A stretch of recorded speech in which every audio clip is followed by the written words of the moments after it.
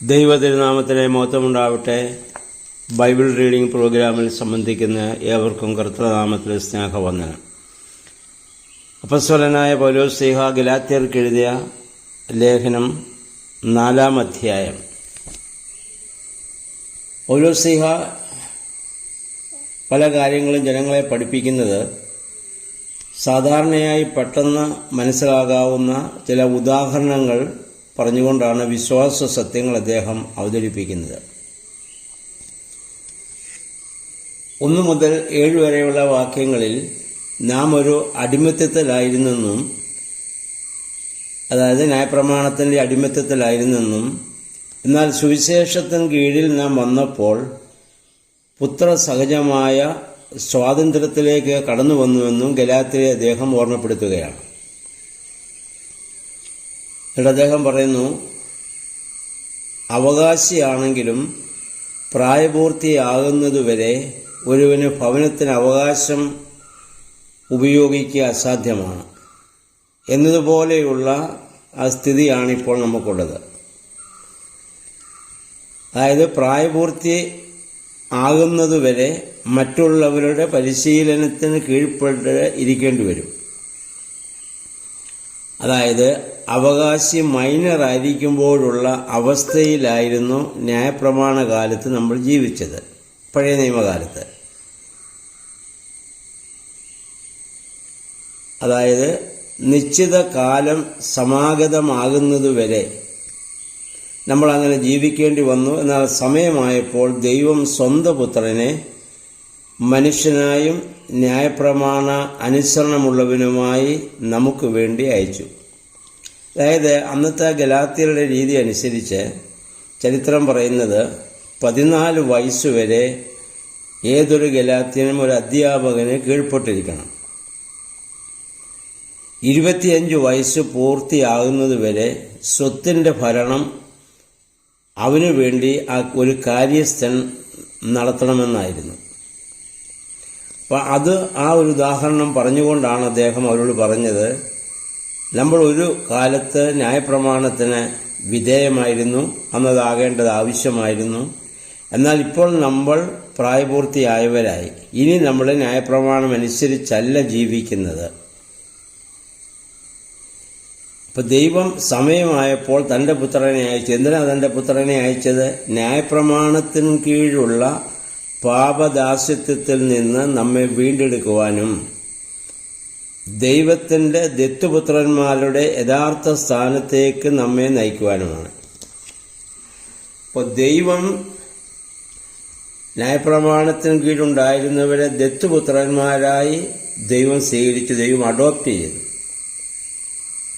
അപ്പം അങ്ങനെയാണ് പുത്രത്വത്തിന് അവകാശികളായി നമ്മൾ മാറിയത്.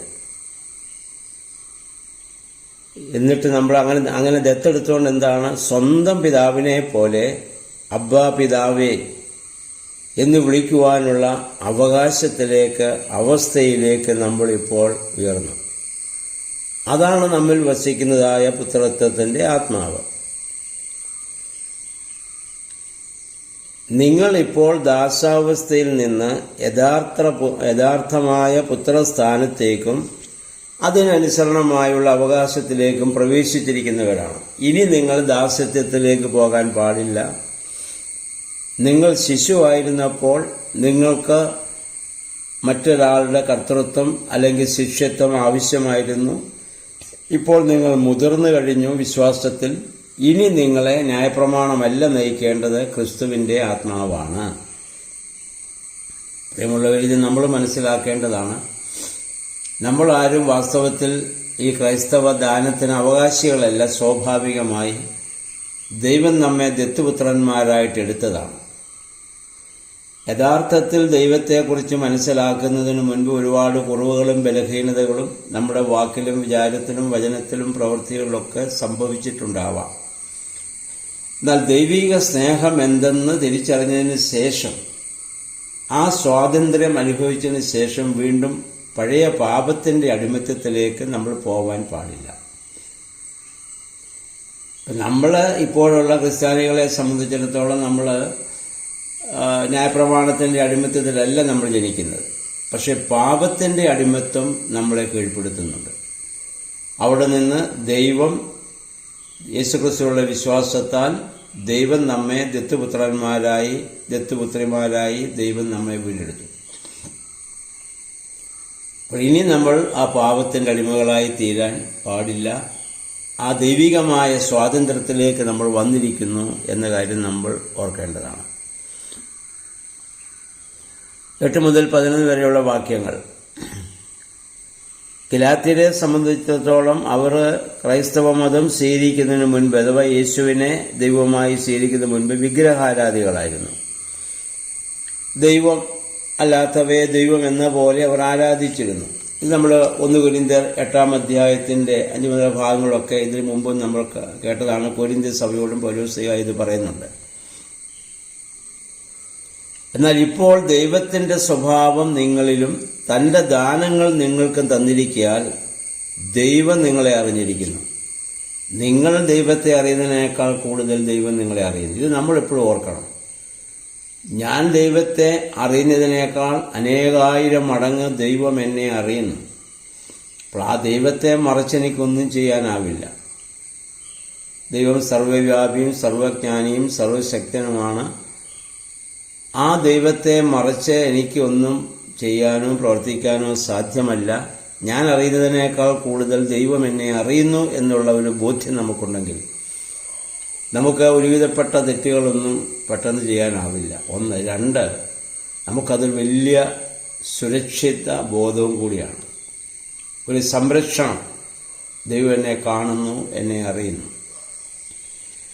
ഉയരപ്പെട്ടവൻ്റെ രഹസ്യത്തിലിരിക്കുന്നവൻ എന്നുള്ളതായ ആ 91-ാം സങ്കീർത്തനത്തിലെ പ്രാർത്ഥനകളൊക്കെ ഇതിന് ഏറ്റവും കൂടുതൽ അനുകൂലമായ ഭാഗങ്ങളാണ്. പിന്നെ യഹൂദന്മാരെ സംബന്ധിച്ചിടത്തോളം ചില പ്രത്യേക ദിവസങ്ങൾക്കും മാസങ്ങൾക്കൊക്കെ അവർ പ്രത്യേകത കൊടുത്ത് അത് ആചരിച്ചു വന്നു. ഇപ്പോൾ പൗലോസ്ലീഹ പറയുന്നു, ആ ന്യായപ്രമാണത്തിൻ്റെ ആചരണം ഇനി നമുക്ക് ആവശ്യമില്ല. നമ്മളിപ്പോൾ ദൈവത്തിൽ നമ്മൾ സ്വതന്ത്രരായി. അപ്പം ആ ഉള്ള ആചരണത്തേക്കാൾ ഉപരിയായി ദൈവമായിരുന്നോ ദൈവത്തെ നിങ്ങളുടെ ഹൃദയത്തിൽ വെച്ചുകൊണ്ട് അതനുസരിച്ച് നിങ്ങൾ ജീവിക്കുക. ഇപ്പം നമുക്കുണ്ട് പലപ്പോഴും ചില പ്രത്യേക ദിവസങ്ങൾ മാത്രം നമ്മൾ നല്ലവരായി ജീവിക്കും. നോമ്പിൻ്റെ ദിവസങ്ങൾ വരുമ്പോൾ എല്ലാവരും നല്ല പാട്ടിലും പ്രാർത്ഥനയിലും ആരാധനയിലും ഒക്കെയാണ്. അത് കഴിയുമ്പോൾ ആ സ്വഭാവം വിട്ടിട്ട് വീണ്ടും നമ്മുടെ ജഡീകമായ മറ്റ് ചിന്തകളിലേക്കും പ്രവൃത്തികളിലേക്കൊക്കെ വീണ്ടും വീണു പോകുന്നു. അത് പാടില്ല. എപ്പോഴും നമ്മൾ കർത്താവ് നമ്മളെ അറിയുന്നു എന്നുള്ള ബോധ്യത്തോടെ ആ സ്വാതന്ത്ര്യത്തോടെ നമുക്ക് ജീവിക്കാൻ സാധിക്കണം എന്നുള്ളതാണ് ഇവിടെ ഉദ്ദേശിക്കുന്നത്. 12-ാം വാക്യത്തിൽ പറഞ്ഞു, ഞാനും ഒരിക്കൽ ദാസ്യാവസ്ഥയിലായിരുന്നതിന് ശേഷം ആ ദാസ്യ വലയം വിട്ടതുപോലെ നിങ്ങളും ആകണമെന്നാണ് എൻ്റെ അഭ്യർത്ഥന. അദ്ദേഹം ഒരു കാലത്ത് ന്യായപ്രമാണത്തിന് വേണ്ടി ജീവിച്ചിരുന്ന ആളായിരുന്നല്ലോ. പിന്നെ 13-15 വരെയുള്ള വാക്യങ്ങൾ നമ്മൾ വായിക്കുമ്പോൾ തൻ്റെ ശാരീരികമായ അസ്വാസ്ഥ്യമൊന്നും വകവയ്ക്കാതെ ഗലാത്യരോട് സുവിശേഷം അറിയിച്ച പൗലോസ് അന്ന് ഗലാത്യർ അദ്ദേഹത്തിന് കൊടുത്തതായ കരുതലിനെക്കുറിച്ച് പ്രത്യേകമായി ഇവിടെ സൂചിപ്പിക്കുന്നുണ്ട്. ആ സ്നേഹ സന്തോഷം മനസ്ഥിതി ഈ കാലത്ത് എങ്ങനെ നിങ്ങൾക്കില്ലാതെ? അന്ന് ഒരുപക്ഷെ നിങ്ങളുടെ കണ്ണുവരെ എനിക്ക് ചൂടിനെടുത്ത് തരുവാൻ തക്കവണ്ണം നിങ്ങൾ എന്നെ സ്നേഹിച്ചവരാണ്. ആ സ്നേഹം ഇപ്പോൾ എങ്ങനെ നഷ്ടമായി? കാരണം നിങ്ങളുടെ ഇടയിൽ ഇപ്പോൾ കടന്നു വന്ന വ്യാജ ഉപദേഷ്ടാക്കളാണ്. അപ്പം അന്ന് വ്യാജ ഉപദേഷ്ടാക്കൾ കടന്നുകൂടിയിട്ട് സത്യവിശ്വാസത്തിൽ നിന്ന് അവരെ വ്യതിചലിപ്പിക്കാൻ വേണ്ടി ശ്രമിച്ചുകൊണ്ടിരുന്നു. ഇപ്പോഴും നമ്മുടെ ഇടയിൽ അതുണ്ട്. അപ്പോൾ അത് നമ്മൾ പ്രത്യേകമായിട്ട് നമ്മൾ അത് തിരിച്ചറിയേണ്ടതാണ്. 19-ാം വാക്യം വിശുദ്ധ പൗലോസിൻ്റെ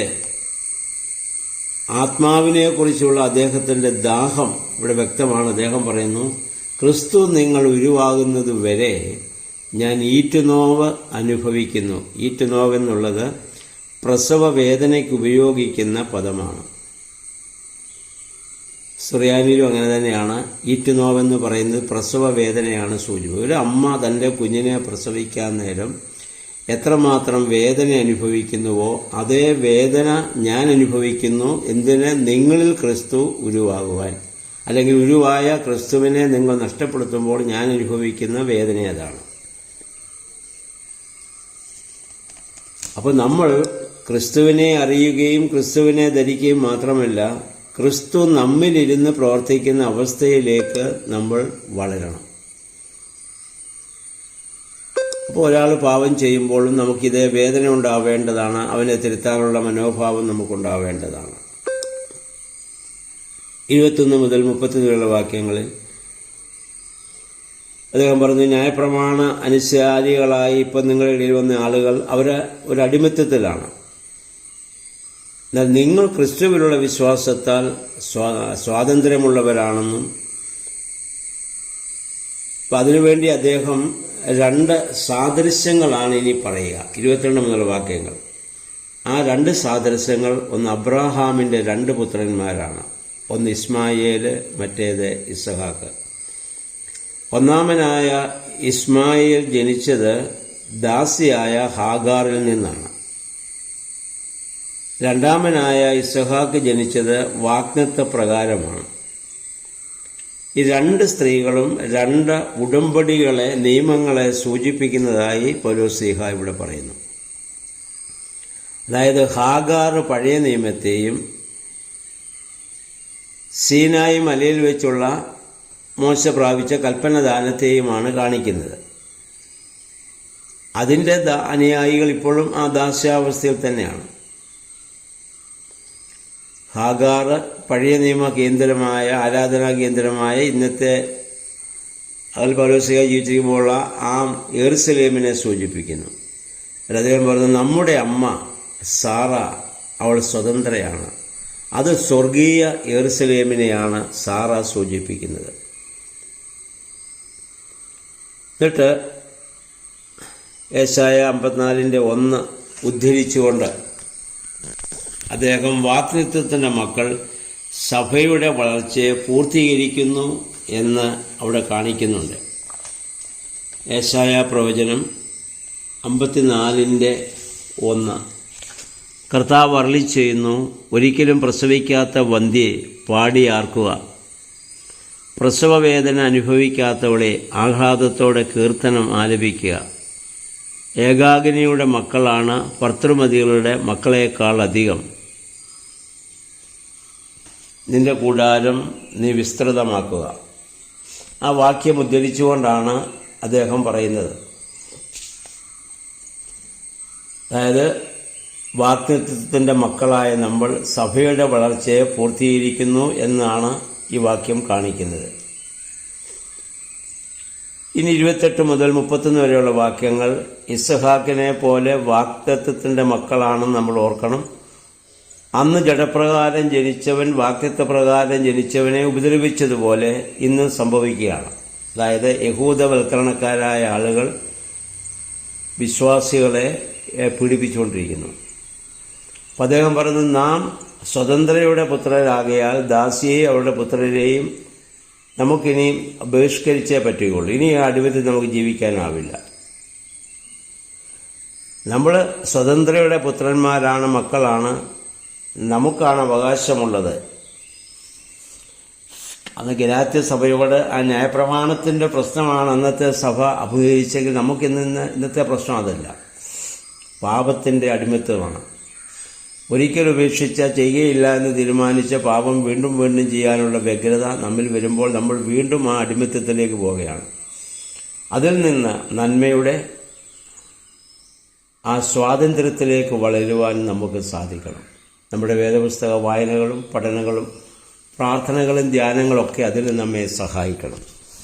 ഇല്ലായെങ്കിൽ ഇതൊക്കെ വെറുതെ വായിച്ചു വിടുന്നതിൽ യാതൊരു അർത്ഥവുമില്ലാതെ പോകും. ഓരോ ദിവസവും വേദപുസ്തകം വായിക്കുമ്പോൾ ഇത് പ്രത്യേകമായിട്ട് ഓർക്കുക. ഒരു കാര്യം കൂടി ഓർമ്മപ്പെടുത്തിട്ട്, ഇപ്പോൾ കുറേ ദിവസങ്ങളായി ഇമ്മാനുവേൽ പ്രേയർ ഗ്രൂപ്പിൻ്റെ ആളുകൾ വേദപുസ്തകം വായിക്കുന്നത് ഞാൻ പലപ്പോഴും ശ്രദ്ധിച്ച് കേട്ടിട്ടുണ്ട്. നിങ്ങൾ വളരെ സ്പീഡിലാണ് ഈ ബൈബിൾ ഭാഗം വായിച്ചു പോകുന്നത്. അങ്ങനെ വായിച്ചുകൊണ്ട് നിങ്ങൾക്ക് എന്തെങ്കിലും മനസ്സിലാകുന്നു എന്ന് ഞാൻ കരുതുന്നില്ല. ഓരോ വാക്കുകളും നിർത്തി നിർത്തി സാവകാശം വായിക്കുവാൻ നിങ്ങൾ പ്രത്യേകം ശ്രദ്ധിക്കണം. ഓരോ വാക്കിൻ്റെയും അർത്ഥം മനസ്സിലാകത്തക്കവണ്ണം നിർത്തി വായിച്ചു പഠിക്കുക. അപ്പോൾ മാത്രമേ നമുക്ക് എന്തെങ്കിലും വേദഭാഗത്ത് മനസ്സിലാവുള്ളൂ. ഇതിപ്പോൾ നമ്മൾ വേദപുസ്തകം വായിക്കാൻ വേണ്ടി നമുക്ക് അക്ഷരം അറിയാവുന്നത് കൊണ്ട് അത് നോക്കി വെറുതെ വായിച്ചങ്ങ് പോവുകയാണ്. എത്ര പണ്ഡിതന്മാരായ ആളുകളാണെങ്കിൽ പോലും എത്ര പ്രാവശ്യം ഇത് വളരെ സൂക്ഷിച്ചും ശ്രദ്ധിച്ചും വായിച്ചാലാണ് ഇതിൻ്റെ ആന്തരിക മർമ്മങ്ങളെ നമുക്ക് മനസ്സിലാവുക. പിന്നെ സമയത്തിൻ്റെ പ്രശ്നമുണ്ടായിരിക്കാം. അല്ലെങ്കിൽ ഇപ്പം അങ്ങനെ വായിച്ചാലും ഒരു ദിവസം, ഞാൻ അതുകൊണ്ടാണ് പറഞ്ഞു, ഓരോ അധ്യായം ഒരു ദിവസം തന്നെ പല പ്രാവശ്യം നമ്മൾ ആവർത്തിച്ച് വായിക്കണം. നമ്മൾ പണ്ട് ക്രിസ്തോസ്റ്റം തിരുമേനി പറഞ്ഞ തമാശയായി പറഞ്ഞൊരു കാര്യമുണ്ട്, വേദപുസ്തകം വായിക്കരുത്, വേദപുസ്തകം പഠിക്കണം. വായിക്കേണ്ടത് പത്രമാണ്. വേദപുസ്തകത്തിൻ്റെ ഓരോ അക്ഷരങ്ങളും ഓരോ വാക്കുകളും വളരെ വിലപ്പെട്ടതാണ്. അത് നമുക്ക് പഠിക്കാനും ധ്യാനിക്കാനുമുള്ളതാണ്. ആ രീതിയിൽ വേദപുസ്തകം വായിച്ച് ധ്യാനിക്കുക. സ്നേഹത്തെ ഓർമ്മപ്പെടുത്തുന്നു. എല്ലാവർക്കും നല്ലൊരു ശുഭദിനം ആശംസിക്കുന്നു. ദൈവനാമം മാത്രം മഹത്വപ്പെടുവാൻ ഇടയായി തീരട്ടെ.